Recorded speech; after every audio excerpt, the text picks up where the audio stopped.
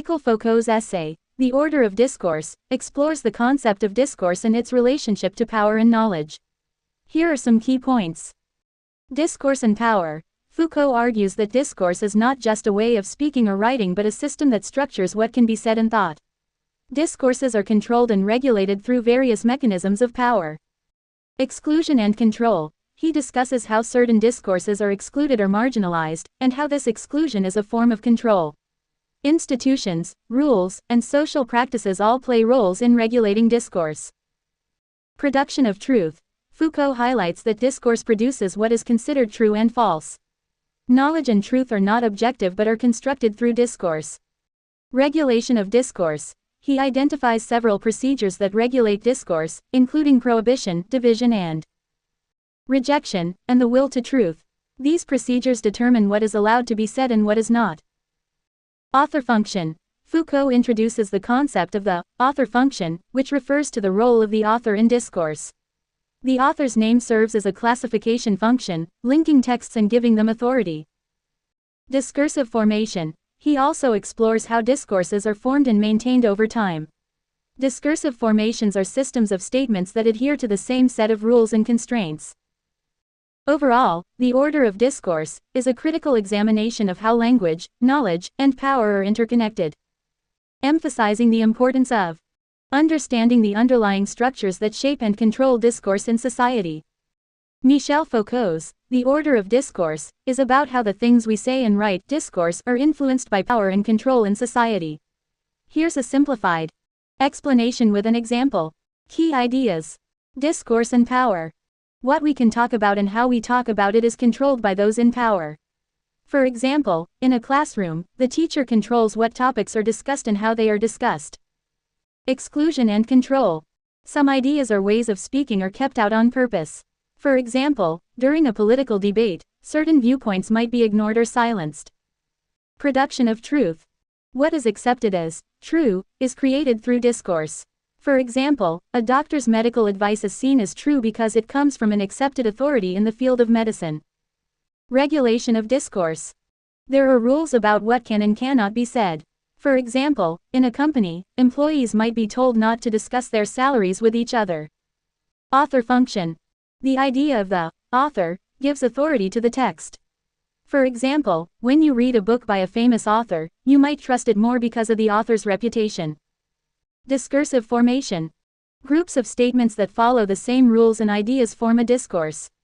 For example, all the articles in a scientific journal follow certain methods and standards, forming a scientific discourse.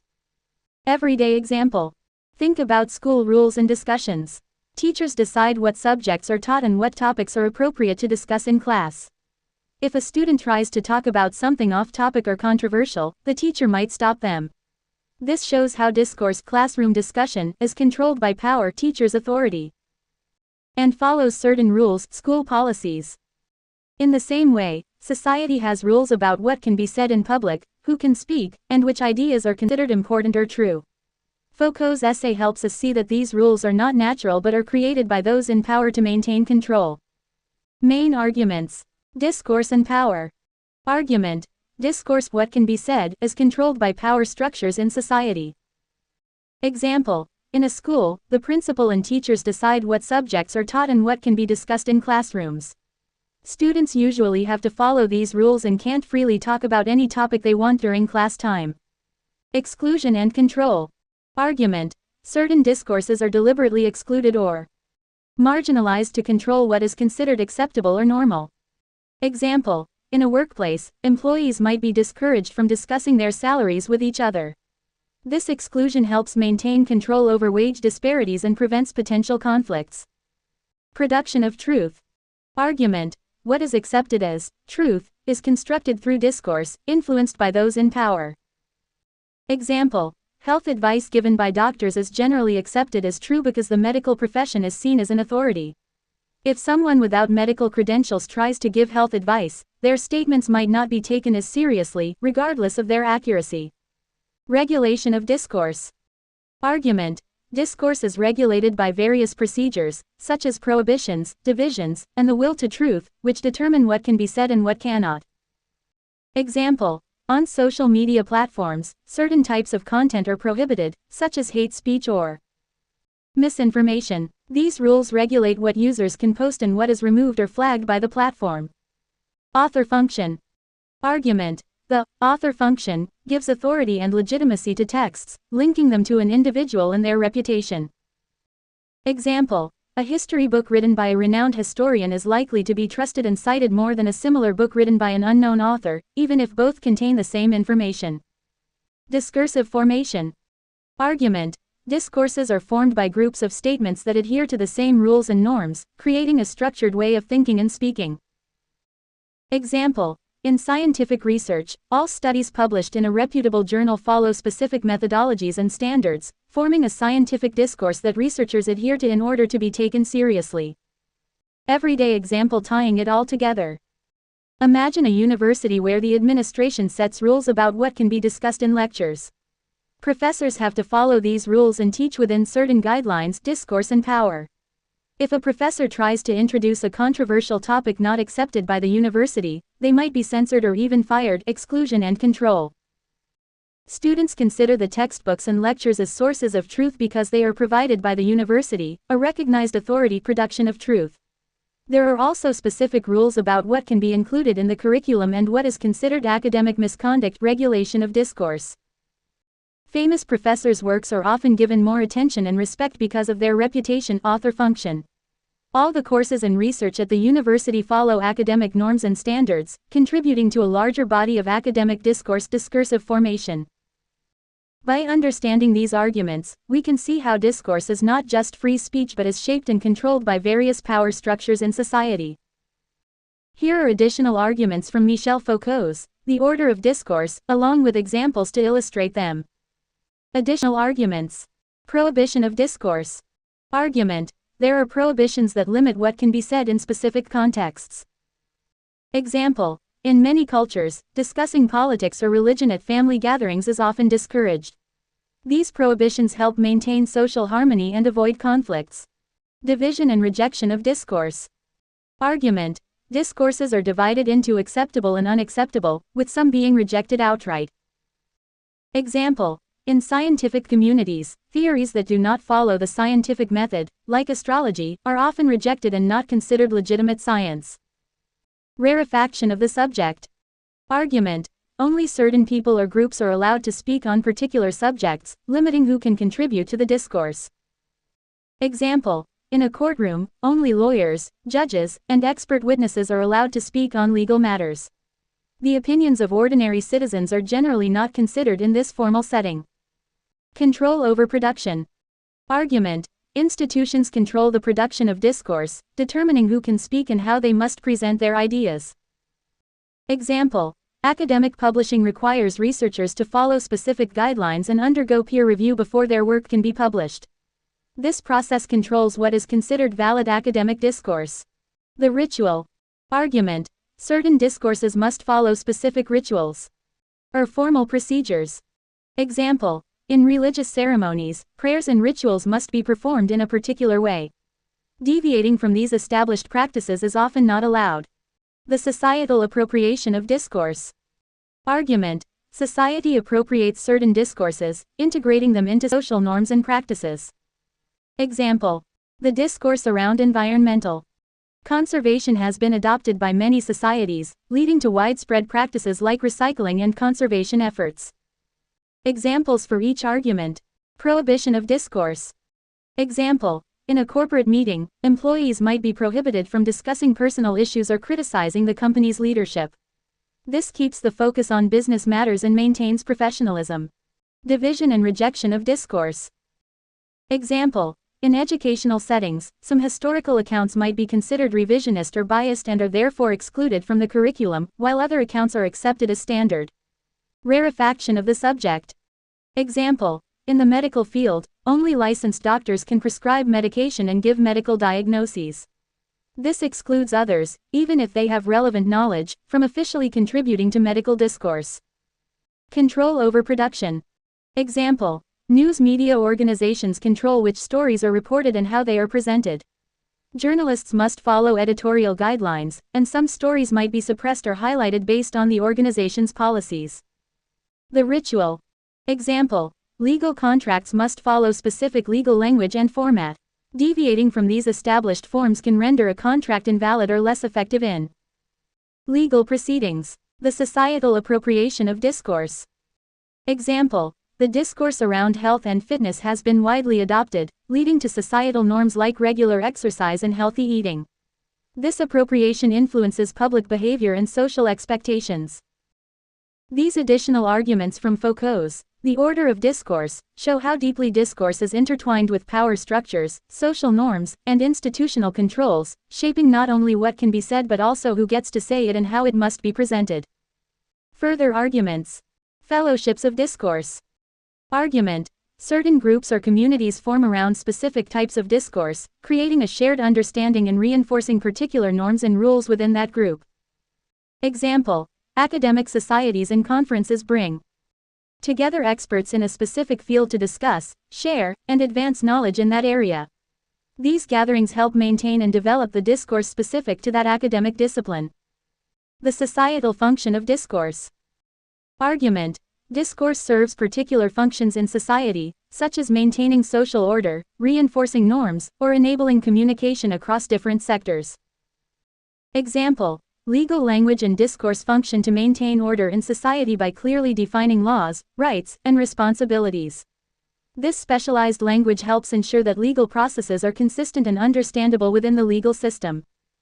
Historical specificity of discourse. Argument. Discourses are not universal or timeless, they are specific to particular historical periods and contexts. Example. The discourse around gender roles has changed significantly over time.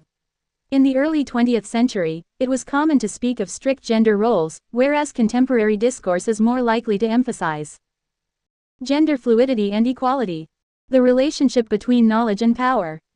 Argument. Knowledge is produced through discourse, and this knowledge is used to exert power and control. Example. Medical knowledge is produced and disseminated by healthcare institutions. This knowledge gives doctors and medical professionals power over patients' health decisions, treatments, and perceptions of what is healthy or unhealthy. Subjugated knowledges. Argument. Certain types of knowledge are suppressed or ignored by dominant discourses, yet they can be valuable and offer alternative perspectives.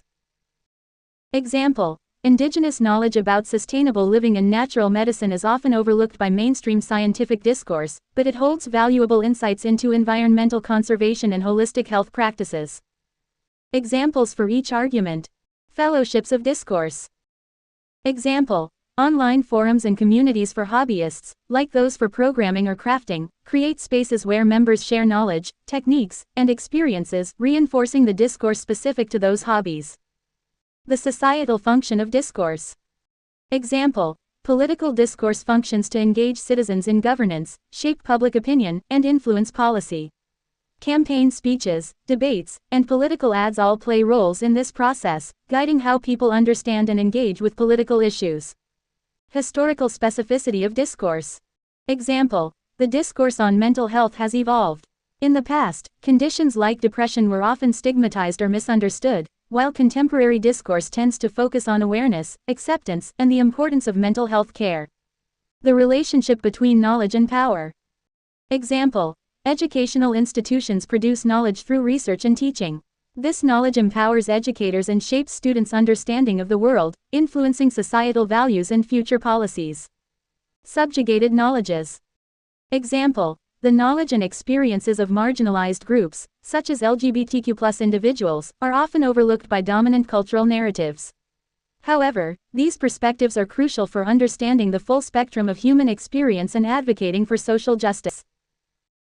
These arguments further illustrate how discourse is a powerful tool shaped by historical contexts, social functions, and power dynamics, influencing every aspect of society from law and medicine to education and social norms. In Michel Foucault's inaugural lecture at the Collège de France on December 2, 1970, he reflects on the nature of discourse and his role in it. Here are the main points and an example to illustrate his argument. Main points. Desire to merge with discourse. Foucault expresses a wish to blend seamlessly into the discourse he delivers, as if it had already existed before him. He imagines himself not as the origin of the discourse but as a continuation of an ongoing stream of speech. Discourse preceding the speaker. He wishes that a nameless voice had preceded him, allowing him to simply join in and continue without initiating the discourse himself. This reflects his view that discourse is not created by an individual but is part of a larger, pre-existing structure. Discourse is a force beyond the individual. Foucault sees himself at the mercy of discourse, a mere point through which it passes. He envisions being carried by the flow of discourse, suggesting that it is an autonomous force that speaks through him rather than him controlling it. The continuous nature of discourse. He imagines a voice that insists on the necessity of continuing to speak, emphasizing the relentless and enduring nature of discourse. This voice speaks of an obligation to continue speaking until the discourse itself defines and reveals the speaker. Example to illustrate. Think of a teacher giving a lecture on a subject that has been taught for generations, like the fundamentals of physics.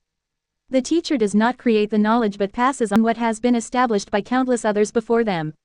They add their voice to the ongoing discourse of physics, connecting past discoveries with current understanding and future inquiries. In Foucault's view, the teacher is not the originator of the knowledge but a conduit through which the discourse of physics continues. The lecture is part of a broader, continuous conversation that started long before the teacher and will go on long after them. The teacher's role is to merge seamlessly into this discourse, contributing to it while being guided and shaped by its established structure and norms. By imagining himself as part of an ongoing discourse, Foucault highlights the idea that our speech and knowledge are part of larger social and historical processes. This perspective challenges the notion of individual authorship and emphasizes the collective, dynamic nature of discourse. In simple terms, Michel Foucault is talking about how our desire to understand and discover things, will to know, and our pursuit of truth, will to truth, have changed over time. He suggests that different historical periods have had different ways of seeking knowledge and understanding what is true. For example, he mentions how in the 19th century, people were interested in different kinds of truth than in classical times. He also talks about how, in the 17th century, there was a new approach to knowing things, especially in England, where people started looking at objects in a new way and had specific ways of observing and verifying information. Overall, Foucault is pointing out that our quest for knowledge and truth has a history of its own, and this history has shaped how we understand the world and ourselves. He suggests that even though our methods and ideas about truth have changed, there is still a continuity in our pursuit of knowledge, with each era building on what came before.